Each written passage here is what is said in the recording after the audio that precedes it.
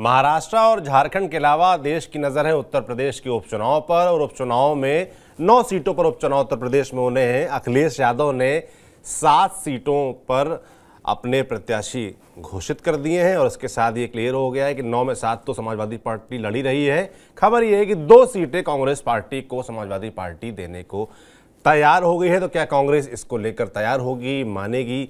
ये अपने आप में एक दिलचस्प खबर है। और जो 2 सीटें देने को तैयार है, खैर और गाजियाबाद, वहां पर अगर आप कांग्रेस का ट्रैक रिकॉर्ड देखेंगे तो वो बहुत अच्छा नहीं रहा है। लंबे समय से ही वो सीटें कांग्रेस ने नहीं जीती हैं, तो उस पर विस्तार से बात करेंगे। और हरियाणा के बाद जाहिर सी बात है कांग्रेस थोड़ा बैकफुट पे है और समाजवादी पार्टी फ्रंट फुट पर खेल रही है। और कहाँ तो कांग्रेस पार्टी सोच रही थी कि 5 सीटों पर हम लड़ेंगे, 10 में से 9 पर चुनाव घोषित हुआ है और उसमें 2 सीटें उसके हाथ आती नजर आ रही। तो इस पर विस्तार से बात करेंगे कि किसका असर महाराष्ट्र में क्या होने वाला है, यूपी में क्या होने वाला है। बात करने के लिए मेरे साथ होंगे हमारे वरिष्ठ साथी कुबुल जी। कुबुल जी, कांग्रेस चाहती थी कि जो 10 चुनाव होने हैं, 10 उपचुनाव होने हैं, उनमें 5 उनको मिल जाए और 5 सीटें थीं गाजियाबाद, खैर, फूलपुर, मीरापुर, मंझवा, पर ऐसा नहीं हो सका। इस बीच हरियाणा के नतीजे भी आ गए जहां कांग्रेस और बैकफुट पर चलेगी। उसके पहले एग्रेसिव दिख रही थी लोकसभा चुनाव के नतीजों के बाद से, लगातार यूपी हो, देश हो, हर जगह एग्रेसिव दिख रही थी, मगर थोड़ा बैकफुट पे है और अखिलेश यादव फ्रंट फुट पर खेल रहे हैं। उन्होंने क्लियर कर दिया है कि 7 पर तो उन्होंने प्रत्याशी घोषित कर दिए, तो अब तो कुछ गुंजाइश बाकी नहीं है। 2 सीटें बची हैं, गाजियाबाद, खैर, और वो दे दी गई हैं। तो क्या लगता है कांग्रेस तैयार होगी इसको लेकर? ये बात तो सच है कि ये जिस तरह से अखिलेश यादव ने आखिरी टाइम पे हरियाणा चुनाव के नतीजे आने के बाद से जिस तरह से उन्होंने दांव चलना शुरू किया, पहले कांग्रेस को विश्वास में लिए बगैर 6 कैंडिडेट घोषित कर दिए, फिर उसके बाद कल फिर 1 कैंडिडेट घोषित कर दिए। सीट शेयरिंग को लेकर कांग्रेस लगातार बात कर रही थी और ख़ासतौर से जो पहली बार घोषित किया उसमें भी मंझवा और फूलपुर सीट पे कांग्रेस दावादारी कर रही थी। कांग्रेस का जो वो था, क्लेम था कि ऐसा है कि ये 5 सीटें वो सीटें हैं जहां पे समाजवादी पार्टी के 2022 में विधायक नहीं बन सके। तो जिस पे सपा के विधायक हैं वो समाजवादी पार्टी लड़ रहे, जिस पे अपोजिशन के विधायक हैं उस पे हम लड़ रहे। तो उसके बहाने ये था कि मिल्कीपुर, फूलपुर, मंझवा जैसी सीटें हैं जो कि जहां पे थोड़ा सा गठबंधन के पक्ष में माहौल बन सकता था, जहां पे थोड़ा सा लग रहा था, कांग्रेस को लग रहा था कि एक समीकरण उनके पक्ष में हो सकता था। जैसे आप मिल्कीपुर देखें तो वहां मुस्लिम वोटों के साथ अगर दूसरे कोई केमिस्ट्री बन जाती है तो वो सीट जीत सकती थी। इसी तरह से फूलपुर में कांग्रेस ये कह रही थी कि गांधी परिवार की परंपरा सीट रही है और नेहरू परिवार से जोड़ रही है, फूलपुर नेहरू सांसद रहे हैं।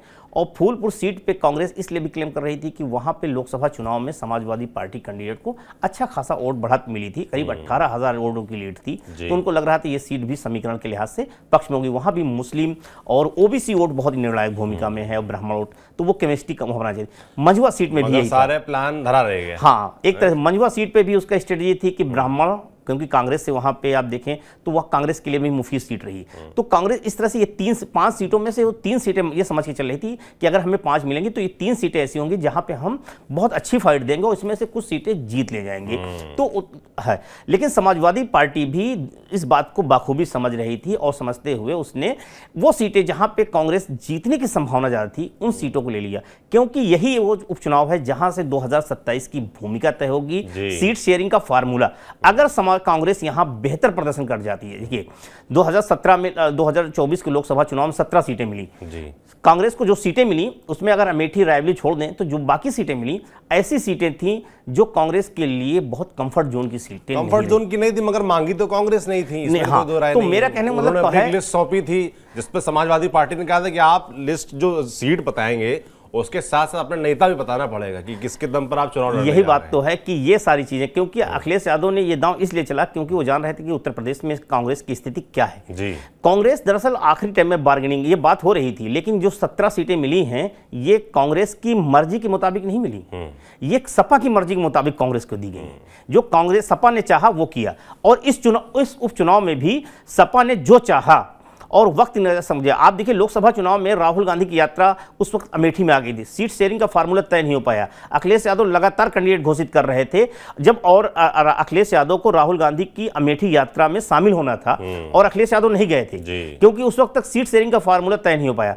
तब राहुल गांधी ने मल्लिकार्जुन खड़गे से अमेठी की जनसभा में वहीं कहा था कि जल्दी से सीट शेयरिंग का फार्मूला तय कीजिए, और वो यात्रा जो है अमेठी से लखनऊ भी नहीं पहुंच पाई थी कि कांग्रेस और सपा के बीच में सीट शेयरिंग तय हो जाता है, जिसके बाद अखिलेश यादव आगरा में उस यात्रा में शामिल होते हैं। और इस बार क्या हुआ, सीट शेयरिंग ऐसा मसला है जहां पर आके सारे नारे फेल हो जाते हैं, चाहे यूपी के लड़के हों, चाहे कोई भी नारा हो, कितना भी साथ वाली बात हो, मगर सीट शेयरिंग में आके बात फंस जाती है। इस बार उपचुनाव में भी क्या हुआ, अखिलेश यादव ने हरियाणा चुनाव के नतीजे तक इंतजार किया। जैसे ही नतीजे आए अखिलेश यादव ने वैसे ही दांव चलना शुरू कर दिया। आप एक दिन देर नहीं किया। 8 तारीख को नतीजे आए हैं और 9 तारीख को कैंडिडेट घोषित हो गए। पार्टी के 6 प्रत्याशियों की लिस्ट आ गई है।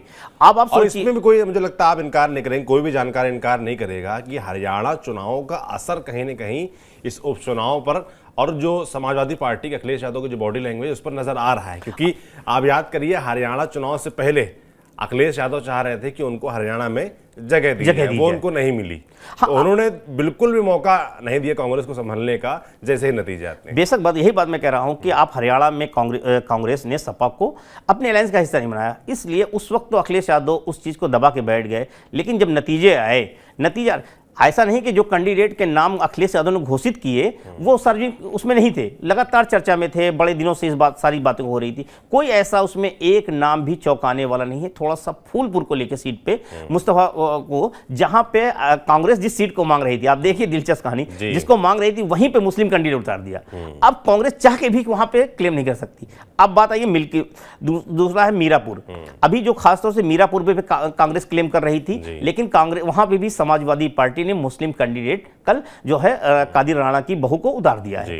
तो अब कांग्रेस के पास कोई विकल्प नहीं है। अब कांग्रेस के पास जो सीटें समाजवादी पार्टी ने दी है उसमें एक गाजियाबाद है और एक खैर। थोड़ा सा मुझे लगता है इन 2 सीटों पर भी बात कर लेनी चाहिए। गाजियाबाद और खैर दोनों ही जगह सीधे भारतीय जनता पार्टी से मुझे लगता है मुकाबला होगा कांग्रेस पार्टी का, अगर वो इस गठबंधन की जो बात हुई है उसको रजामंद होती है तो, अगर तैयार होती है तो।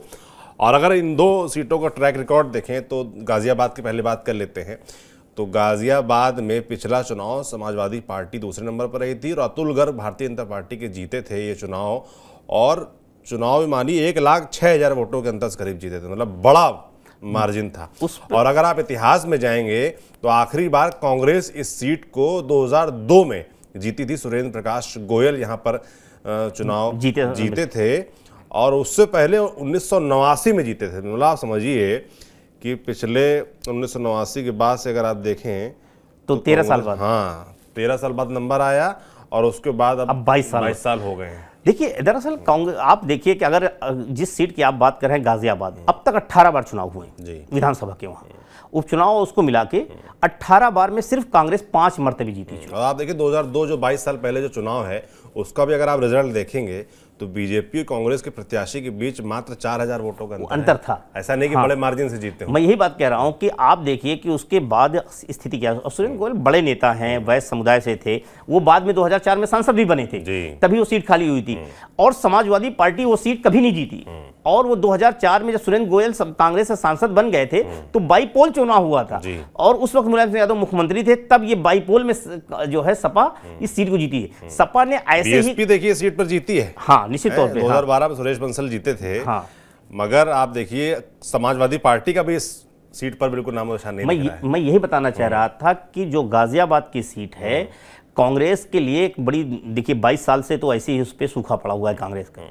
पिछली बार लड़ी थी तो अब 35,000 डॉली शर्मा लड़ी थी तो पाई थी, वो थोड़ा सा प्रियंका गांधी ने रोड शो किया था, तमाम चीज़ें की थी। इसके बावजूद अभी 2022 में यहाँ चुनाव हुए थे तो यहाँ से सुरेंद्र गोयल के बेटे चुनाव लड़े थे, सुशांत गोयल लड़े थे और 11,000 वोट पाए थे। मतलब बीजेपी के प्रत्याशी को 1.5 लाख वोट मिले थे, कांग्रेस के सुशांत गोयल को 11,000 वोट मिले थे।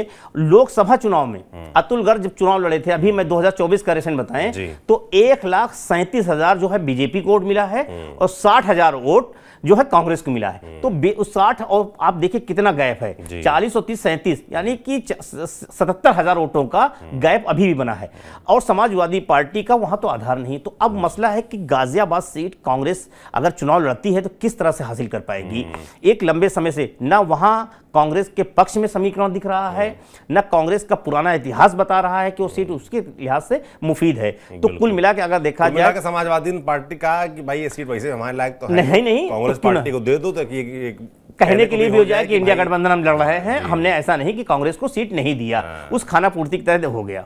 बिल्कुल ये वैसा ही हाल है जैसा हरियाणा में कांग्रेस कर रही थी, इनके आम आदमी पार्टी को हम देंगे लेकिन अपने हिसाब से मर्जी से देंगे, आपकी मर्जी से टिकट नहीं मिलेगी, सीट नहीं मिलेगी। तो यही तरह अखिलेश यादव ने किया कि अब देखिए खैर सीट में अब तक के इतिहास में 16 बार चुनाव हुए हैं। 1962 में ये सीट वजूद में आती है, 1962 से लेकर 2022 तक 16 बार चुनाव होते हैं और उन 16 बार चुनाव में 3 बार कांग्रेस जीतती है महज।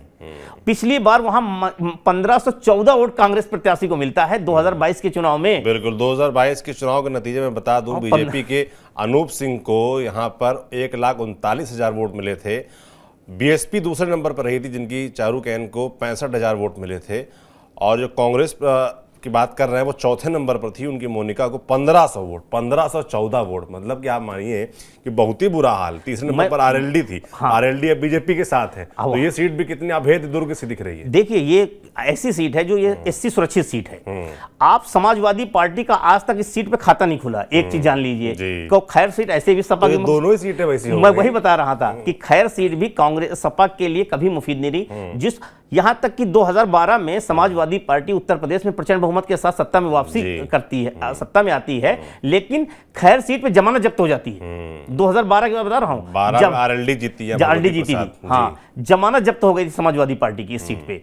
एक चीज, दूसरी चीज यह है खैर सीट पे जो समीकरण है वो वहां जाट वोट बहुत है, जाट और दलित। आप देखिए 2012 का जिक्र कर रहे थे तो मैंने खोल लिया है, तो वहां से गुरविंदर सिंह लड़े समाजवादी पार्टी से, उनको 7682 वोट मिले। मैं वही बता रहा हूं आपको, मैं ये उंगली पे है आपको बता रहा हूं, जमानत जब्त हो गई थी सपा की। आप समझ लीजिए कि जिस समय कांग्रेस समाजवादी पार्टी की लहर थी, उसके बावजूद उस सीट पे अगर 7000 वोट महज मिलते हैं तो आप समझ सकते हैं कि समाजवादी पार्टी का उस सीट पे क्या समीकरण होंगे। यानी कि कुल मिला के देखा जाए तो खैर सीट भी सपा की से। दूसरी तरफ कांग्रेस का, कांग्रेस आखिरी बार 1980 में चुनाव जीती थी खैर में। 1980 से लेकर अब तक 44 साल हो चुके हैं। शिवराज सिंह कांग्रेस पार्टी के जीते थे 1980 में आखिरी बार, और 1974 में पहला चुनाव हुआ इस सीट पर। अब आप सोच लीजिए, तो अब आप समझिए उसके बाद से लेके अब तक क्या स्थिति है। 44 साल हो गए कांग्रेस का यहाँ खाता नहीं खुला।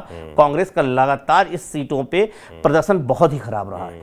और आप देखिए कि 2024 के चुनाव में थोड़ा सी स्थिति बदलती। लोकसभा चुनाव में यहाँ से अलीगढ़ से सपा के जो है जाट उम्मीदवार चौधरी विजेंद्र सिंह चुनाव लड़ते हैं, और वो यहाँ से लड़ते हैं तो उनको 95,000 कुछ वोट मिलते हैं। और वहाँ से बीजेपी के जो कैंडिडेट होते हैं गौतम, उनको 93, यहाँ 1415 वोटों का अंतर है।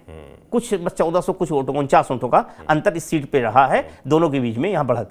तो सपा इस उम्मीद में मान रही है कि ये सीट इतनी मुफीद हो सकती है। थोड़ा सा बताएं, चारू जो कैंडिडेट थी, चारू दलित समुदाय से आती हैं, लेकिन उनकी शादी जो है वो जाट परिवार में हुई है, इसलिए वो वहां पे बेहतर प्रदर्शन कर ले जाती हैं।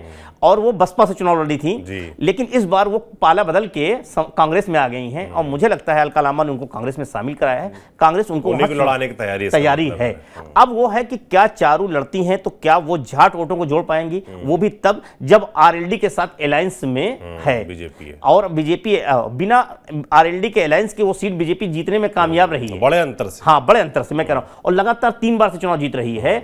2017 से लेकर 2022 3 चुनाव लगातार भारतीय जनता पार्टी खैर में जीती है। तो कुल मिला के आप देखें, चाहे वो गाजियाबाद हो या खैर, दोनों सीटें कांग्रेस मतलब पुराना ऐसी सीटें हैं जहां समाजवादी पार्टी का बिल्कुल वजूद नहीं अगर देखा जाए, और उसने वो कांग्रेस के पहले डाल दी है, जहां कांग्रेस का भी परफॉर्मेंस वहां पर बहुत ही खराब रहा है पिछले 10-20-50 सालों में। तो अब बताइए, ऐसे में आप जो है सीट शेयरिंग में 2 सीटें लेके अगर चुनाव लड़ते हैं, भाई जो स्थिति अभी दिख रही है, जो पैटर्न दिख रहा है, उसमें तो जीतने की मुझे संभावनाएं फिलहाल नहीं दिखती, लोहे के चने चढ़ावा जैसा है।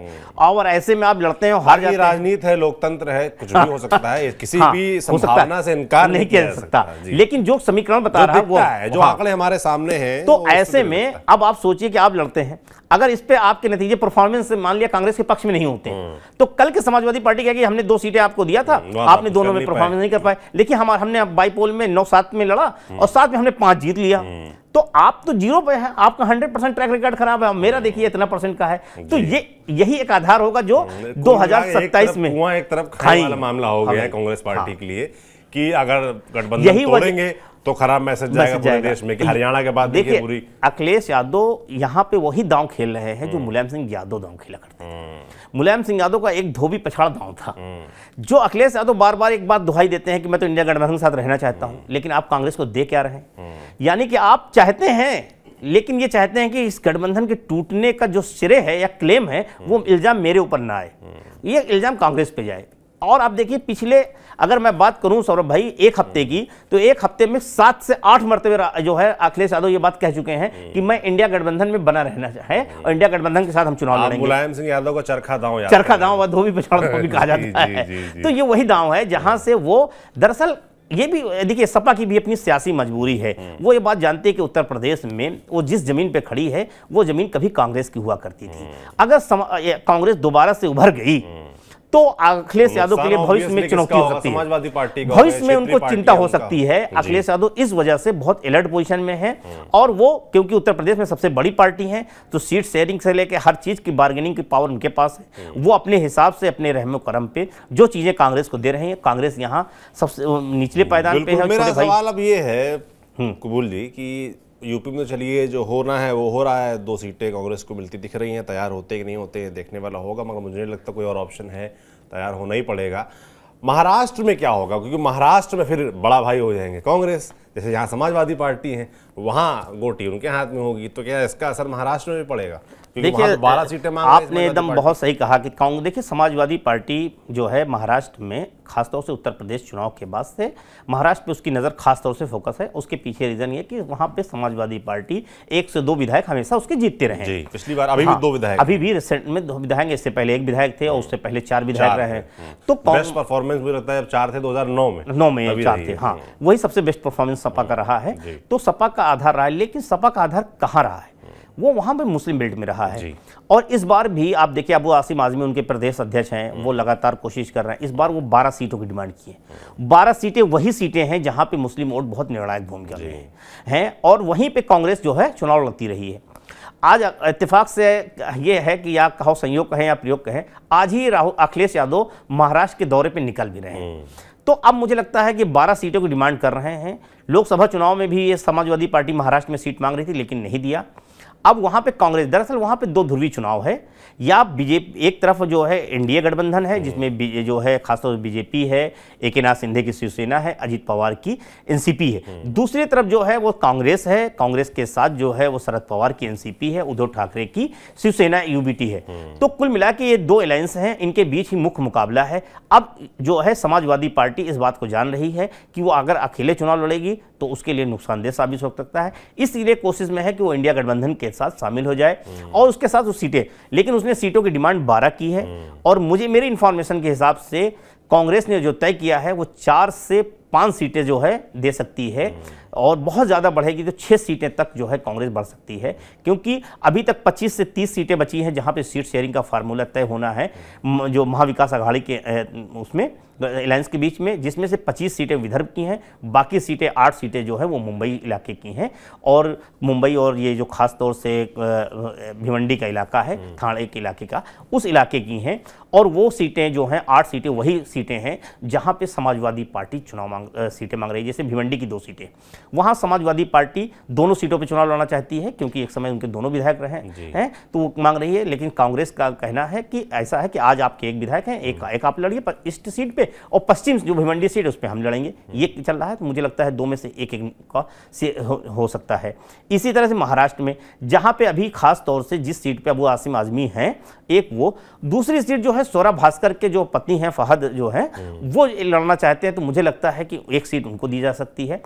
1 सीट, क्योंकि फहद जो जिस सीट पे लड़ना चाहते हैं वो नवाब मलिक वाली सीट है जहां से नवाब मलिक चुनाव लड़े थे, तो 1 सीट ये है। कुल मिला के मुझे लगता है कि उनको मुंबई में 2 सीटें दी जा सकती हैं। एक जो है वो धुले की सीट है और मालेगांव की सीट मांगते हैं, तो कुल मिला के 5-6 सीटें हैं जहां पे वो सीटें उनको मिल सकती हैं। मुझे लगता है क्योंकि समाजवादी पार्टी का इन सीटों पे थोड़ा सा ग्राफ रहा है, उत्तर भारतीय वोटर भी है, मुस्लिम मतदाता भी हैं, तो मुझे लगता है इस लिहाज से 5 ऐसा लगता है कि कुछ असर हो सकता है कि उत्तर प्रदेश के समीकरणों को उधर आए, मगर हरियाणा में जिस तरीके से अखिलेश यादव को साथ नहीं लिया था और हरियाणा में उसका नुकसान कुछ लोग कहते हैं, जानकार कहते हैं, हुआ है कांग्रेस पार्टी को, तो आप लगता है आगे के लिए चीजें ठीक रहे तो महाराष्ट्र में कांग्रेस बीच का रास्ता निकालेगी? देखिए, हरियाणा में जो नुकसान हुआ है, निश्चित तौर पे हरियाणा में सपा का अपना एक कोर वोट बैंक यादव समुदाय का वोट बैंक है और खास तौर से यादव है। अगर मुझे लगता है समाजवादी पार्टी वहां लड़ती तो कुछ इफेक्ट हो सकता है, अगर नहीं लड़ी और अखिलेश यादव अगर प्रचार करते, मतभेद है, हाँ, दो चीजें, अखिलेश यादव अगर प्रचार में जाते, अगर वो प्रचार भी कर देते तो मुझे लगता है यादव वोटों में थोड़ा सा झुकाव हो जाता। खासतौर से लोकसभा चुनाव के बाद यादव समुदाय के के बीच अखिलेश यादव की थोड़ा सा ग्रहण बढ़ा है। इस पर जानकारों के बीच बहुत तगड़ा मतभेद है, क्योंकि देखिए तेजस्वी यादव से लेकर लालू प्रसाद यादव से लेकर तेज प्रताप यादव से लेकर सबकी अपील आई थी और उनके दामाद जी वहां से चुनाव लड़ रहे थे, चिरंजीव राव, अजय यादव के बेटे, मगर वो नहीं जीत पाए। तो लोग कहते हैं कि भाई हरियाणा में फर्क हो जाता है, उत्तर प्रदेश के यादव अलग सोचते हैं, हरियाणा के यादव ये बात तो हमेशा उत्तर प्रदेश, हरियाणा का जो यादव है वो अपने आप को उत्तर प्रदेश से सुपीरियर यादव समझता रहा। एक बड़ी चीज, यादव महासभा का पहला गठन रेवाड़ी में होता है, तो यादव अपने आप को, और वो यादवों की एक विरासत का गढ़ माना जाता रहा है, वहां राजशाही यादवों की रही है, तो वो एक रही है, इसमें कोई शक नहीं है। इसलिए वहां नेतृत्व राव इंद्रजीत सिंह का जो अपना दबदबा है, या कैप्टन अजय यादव का भी एक राव, वो भी फैमिली है, तो उसी फैमिली से निकले हुए, तो दबदबा है। तो मुझे लगता है एक चीज ये है। दूसरी चीज, एक और बात मान लीजिए कि एक चीज और है, हरियाणा में निश्चित तौर हो सकता है लड़ते, क्या होता क्या ना होता वो नतीजा अलग बात है, लेकिन महाराष्ट्र में समाजवादी पार्टी का जो कुछ भी आधार है वो मुस्लिम वोट बैंक पे टिका हुआ आधार है। अगर मुस्लिम वोट बैंक है, अब मुस्लिम वोटिंग पैटर्न, क्या अखिलेश यादव के अलग चुनाव लड़ने पे वो बिखराव होगा, या फिर वो समाजवादी पार्टी के, वो कांग्रेस, इंडिया गठबंधन कांग्रेस के साथ लोकसभा की तरह मजबूती से खड़ा रहेगा, एक बात। लेकिन मुझे लगता है क्योंकि अबू आसिम आजमी का अपना ग्राफ है, कुछ सीट पे वो चुनाव लड़ते हैं, जहां पे लड़ते मालेगांव से जो लोकसभा चुनाव भी लड़े थे, तो ऐसे में मुझे लगता है कि थोड़ा सा इफेक्ट अबू आसिम आजमी का है, खासतौर से क्योंकि उत्तर प्रदेश के जो मुस्लिम मतदाता हैं वो वहाँ बड़ी संख्या में रहते हैं, वो जहाँ रोजगार से गए हैं, जाके बस गए हैं, तो उनका आना जाना परिवार से नाता है। और उत्तर प्रदेश में जो समाजवादी पार्टी का प्रदर्शन रहा है इस बार लोकसभा चुनाव में, वो वही चीज़ है जिससे अखिलेश यादव महाराष्ट्र में अपनी जड़ें जमाना चाहते हैं, और उसमें उनकी नज़र जो है मुस्लिम वोट बैंक पे है। बिल्कुल है। अब कांग्रेस पार्टी क्या करती है उत्तर प्रदेश में, ये 2 सीटें मिल रही उनको लेकर, और महाराष्ट्र में समाजवादी पार्टी कांग्रेस क्या देती है, इस पर हमारी नज़र बनी रहेगी। जो भी अपडेट आता है आप तक हम जरूर पहुंचाएंगे। आप देखते रहिए TV9 डिजिटल। शुक्रिया।